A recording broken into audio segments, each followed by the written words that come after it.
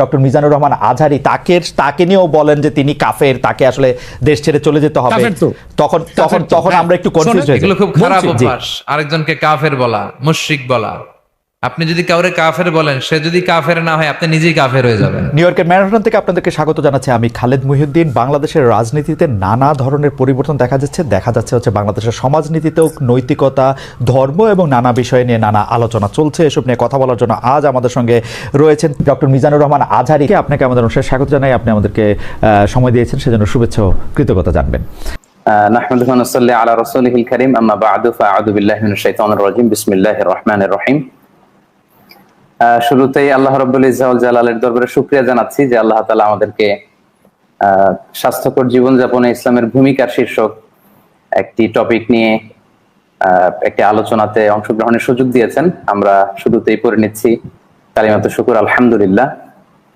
আমাদের সাথে আরও থাকছে তাহরিকে খতমে নবুয়ত বাংলাদেশের আমির জনাব আল্লামা মুফতি ডক্টর সাইয়েদ মোহাম্মদ এনায়েতুল্লাহ আব্বাসী ও সিদ্দিকী। ডক্টর আব্বাসী, আপনাকে আমাদের অনুষ্ঠানে স্বাগত জানাই। আপনি আমাদেরকে সময় দিয়েছেন, সেজন্য আমাদের কৃতজ্ঞতা এবং শুভেচ্ছা জানাবেন।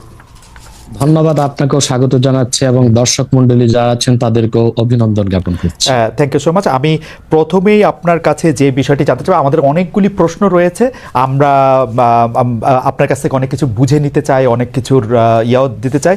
আপনার যদি কোনো প্রশ্ন আপত্তি থাকে আপনি সেটা জানাতে পারেন এবং আপনি উত্তর নাও দিতে পারেন। তো আমরা প্রথমেই আপনার থেকে শুরু করি। আপনি যখন আরেকজন ইসলামিক ক্লেরিক, আমরা নাম বলতে পারি ডক্টর মিজানুর রহমান আজহারি, তাকে নিয়েও বলেন যে তিনি কাফের, তাকে আসলে দেশ ছেড়ে চলে যেতে হবে, তখন আমরা একটু কনফিউজ হয়ে যাই। বলছি জি না, কনফিউজ হবেন কেন? আপনি যার কথা বলেছেন সে কি বলেছিল আপনি দেখেছেন তার বক্তব্যগুলো? আমি দেখেছি, কিন্তু তার শোনেন কথা শোনেন। জি, তাকে বলুন, সে তো আমার ছাত্র, তাকে জিজ্ঞেস করুন। 2007 সালে সে আমার থেকে সবক নিয়েছে দারুন রাজাত মাদ্রাসায়। আমি তার টিচার, আমি তার শিক্ষক, এবং তার শিক্ষকরাও আমাকে শিক্ষক মানে। অতএব সে যদি, দেখুন আপনাকে পিছন থেকেই বলতে হচ্ছে, আপনি সময় দিতে হবে আমাকে। আপনি কিন্তু বসে আছেন একা, আমার কিন্তু কয়েক হাজার লোক বসে আছে আমার অপেক্ষায়, একটা শিডিউল প্রোগ্রাম আমি রেখে বসেছি আপনার এখানে। যেহেতু আপনার মাধ্যমে আমার মেসেজটা আমি অনেকের কাছে পৌঁছাতে পারবো। আপনি যে ব্যক্তির নাম নিয়েছেন, তাকে আপনি কি দিয়ে তাকে স্কলার বলবেন? লক্ষ লক্ষ লোক হলে স্কলার হয়? এটা কোনো কথা নয়। দ্বিতীয় কথা হচ্ছে, সে মুফতি নয়, ফতুয়া দেবার অধিকার রাখে মুফতি। স্কলার হওয়া এক জিনিস, ওয়াইজ হওয়া এক জিনিস, মুফতি হওয়া আরেক জিনিস। মানে আমার কথা হচ্ছে, আমি কি গ্র্যান্ড মুফতি বাংলাদেশে তা আমি বলছি না, এটা বলার অথরিটি আমার নেই, কিন্তু আমার ফতুয়াতে কলম বসাবার মতো 10টা মুফতি আপনি বের করে দেন। এখন অন্য মুফতিরা বলছে না কেন, সেটা একটা সাহসিকতার বিষয় আছে, সেটা আরো কোনো তাদের প্রতিবন্ধকতা থাকতে পারে। যেমন আপনি দেখেছেন আওয়ামী শাসনের সময় দেশের অনেক বড় বড় আলেম শেখ হাসিনার দালালি করেছে, তো তারা কি এমন কোন ফতোয়া দিবে যে সরকার বেকায়দায় পড়ে? এখন অনেক আলেম আছে যেটা বর্তমান সরকারের নির্লজ্জ সমর্থন করে যাচ্ছে, কিন্তু এই সরকার ক্ষমতা আসার পর থেকে আমি শরিয়ার কোরআন সুন্নাহর আলোকে যতটুকু সমালোচনা করা দরকার গঠনমূলক সমালোচনা করে যাচ্ছি। আর আমাদের মতো 2-4-10 জন যারা মিডিয়াতে আছে তারাই কিন্তু দেশের আলেম না। হাজার হাজার আলেম ওলামা, পীর মাশায়েখ নীরবে নিভৃতে নির্জনে ইসলামের খেদমত করে যাচ্ছে, তাদের মতামতটাও দেখতে হবে। এখন যারা ফ্রন্টে চলে এসেছে, মিডিয়াতে চলে এসে সেলিব্রিটি হয়ে গেছে, তারাই কি বললো সেটা দেখার বিষয় না। এখানে তো যদি আপনি একটা প্রশ্ন আনেন যে আসলে শাতিমকে ক্ষমা পেতে পারে কিনা, বা রাষ্ট্র যদি শাতিমকে পৃষ্ঠপোষকতা দেয়, তার শাস্তি নির্ধারণ না করে, তাহলে কোনো জনগণ বিচারটা হাতে করতে পারবে কিনা? আপনি দেখুন পৃথিবীতে যত অভ্যুত্থান ও বিপ্লব হয়েছে, জনগণ আইনকে হাতে তুলে নিয়েছে। আপনি 5ই আগস্ট দেখেন, বাংলাদেশে রাষ্ট্র ক্ষমতা যে এসেছে বর্তমান সরকার, এটা গণতান্ত্রিক পদ্ধতিতে হয় নাই, ছাত্র জনতা আইনকে হাতে তুলে নিয়েছিল। এই বিপ্লবকে আপনি অবৈধ বলবেন? যে 6-7 জন সমন্বয়ক নেতৃত্ব দিয়েছে তাদেরকে আপনি সন্ত্রাসী বলবেন? না, কিছু করার ছিল না। 15 বছরে যে জগদ্দল পাথর ফেসিবাদী হাসিনা বসেছিল, গণতান্ত্রিক পদ্ধতিতে এটাকে সরানো সম্ভব হয় নাই, আইনকে হাতে তুলে নিতে হয়েছে। অতএব যদি গণতন্ত্রের স্বার্থ রক্ষে আইনকে হাতে তুলে নেওয়া যায়, আল্লাহ তার হাবিবের সুমহান ইজ্জত এবং স্বার্থে আল্লাহ তার হাবিব সাল্লাল্লাহু আলাইহি ওয়াসাল্লামের ইজ্জতের বিপক্ষে কেউ কথা বলবে এবং ধারাবাহিকভাবে শাস্তি পাবে না, চলতেই থাকবে। আমরা শুধু মিটিং মিছিল করে লাঠি পেটা খাবো আর গুলি নিব। স্যার আপনার কাছে মনে হয় না, স্যার আপনার কাছে মনে হয় না এটা আমাদের হাতে নিতে হবে? আপনার কাছে মনে হয় না এটা আপনার পয়েন্ট অফ ভিউ? বিকজ আপনি যা বলছেন, হ্যাঁ আপনি এটা ঠিক যে আপনি তো একজন স্কলার, শিক্ষক, পড়াচ্ছেন এবং আপনি গ্র্যান্ড মুফতি না হলেও একজন মুফতি, কিন্তু আমরা ধরেন আমি এখন কথা বললাম হচ্ছে যে বাংলাদেশে কিন্তু এইটাও প্রচলিত যে যারা বলতেছে যে তারা আসলে যা কিছু পরীক্ষিত হাদিস নয়, যা কিছু পরীক্ষিতভাবে কোরআনের ফয়সালা নয়, তারা তা মানতে চান না। ধরা যাক ঈদে মিলাদুন্নবী সম্পর্কে তাদের একটা বয়ান আছে, তাদের আরও অনেক কিছু নিয়ে তাদের একটা বয়ান আছে। তাদের মধ্যে থেকেও কেউ কেউ আছেন যারা মক্কা মদিনায় বড় বড় জায়গায় আলেমের কাজ করতেছেন। আমি আব্দুর রাজ্জাক বিন ইউসুফের কথা বলতে পারি, আরও আপনি জানেন কাদের কথা আমি বলছি। তাদের কেউ কেউ মনে করেন আপনার পথ তো আসলে ঠিক না। এক, দুই হচ্ছে আপনি যার কথা যেভাবে বলতেছেন যে ধরেন মিজানুর রহমান আজহারী কি আসলে একজন স্কলার কিনা। এখন কেউ কেউ তো এই প্রশ্ন তুলেছেন যে জনাব এনায়েতুল্লাহ আব্বাসীও যথেষ্ট পরিমাণে এই জায়গায় আছেন কিনা। সেজন্য আমি জানতে চাইতেছিলাম যে আপনি যখন আইন হাতে তুলে নেওয়ার কথা বলেন স্যার, সেইটা কি আপনি কিভাবে তার যোগ্য, এবং আপনি ছাড়া আর কে আছেন এটার মধ্যে যোগ্যতার জায়গায় আর কি? আমি এখন বলছি, আমি মনে করি আমি গ্র্যান্ড মুফতি বাংলাদেশের। আচ্ছা, আপনি মনে করছেন আপনি গ্র্যান্ড মুফতি?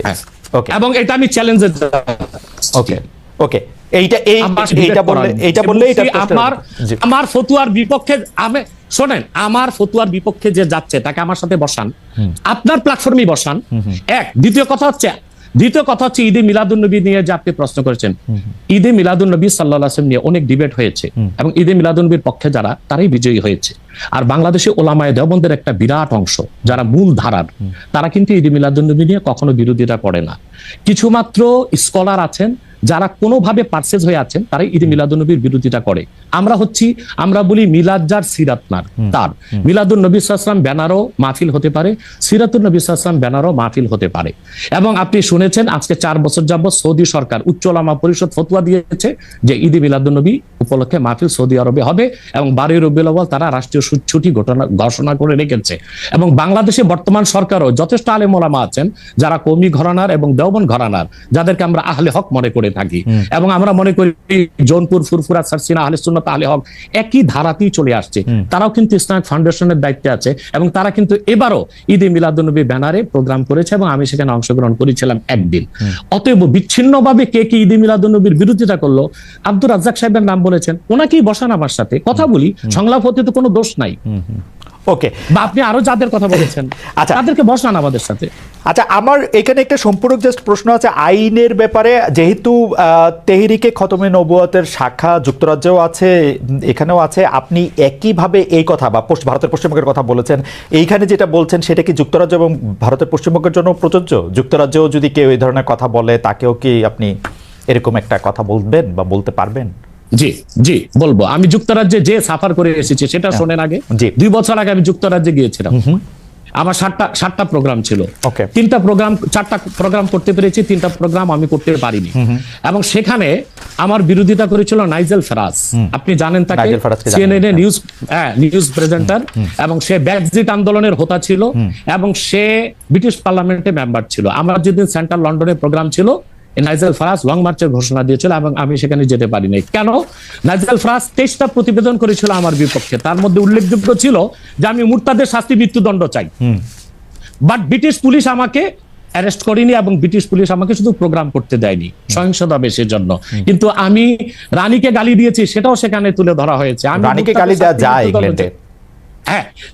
মুরতাদের শাস্তি মৃত্যুদণ্ড চেয়েছি, সেইটা 23টা প্রতিবেদন করে আমার এই বক্তব্য ফতোয়াগুলো সেখানে লন্ডনে দেখানো হয়েছে। আমি বাংলাদেশে যে চরিত্র, লন্ডনে সেই চরিত্র, পশ্চিম বাংলায় সেই চরিত্র। ওকে, আমি এবার একটু, আপনি যেহেতু মুফতি এবং নিজেকে পরিচয় দিলেন গ্র্যান্ড মুফতি, আমি একটা বিষয় একটু আপনাকে একটা বিষয় একটু আপনার দৃষ্টি আকর্ষণ করতে চাই। সেটি হচ্ছে যে আপনি, মানে আপনার কাছ থেকে বুঝে নিতে চাই স্যার, যে